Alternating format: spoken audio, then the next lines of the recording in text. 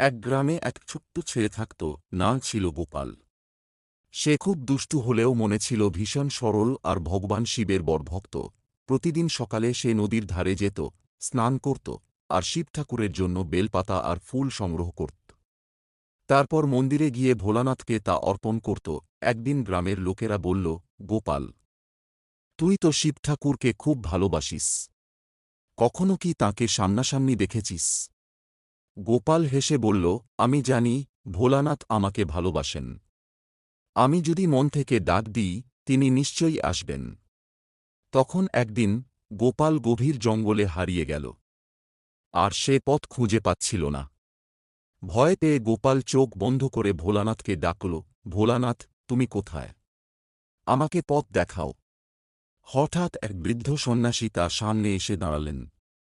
তাঁর গলায় ছিল রুদ্রাক্ষের মালা, হাতে ত্রিশূল, আর তাঁর চোখে ছিল অপার মমতা। তিনি হাসলেন আর বললেন, বাছা, ভয় পাস না, আমি তো তোরই ভোলানাথ। গোপাল বিস্ময়ে চেয়ে রইল। ভোলানাথ তার মাথায় হাত রাখলেন, আর মুহূর্তের মধ্যে গোপাল নিজেকে নিজের গ্রামের কাছে দেখতে পেল। এরপর থেকে সবাই বুঝল যে ভগবানকে অন্তর থেকে ভালোবাসে, সে যদি মন থেকে প্রার্থনা করে তবে ভোলানাথ সত্যিই সাড়া দেন। আপনাদের ও প্রার্থনায় বাবা ভোলানাথ ঠিকই সাড়া দেবেন। চ্যানেলটা সাবস্ক্রাইব করে নিন। ধন্যবাদ।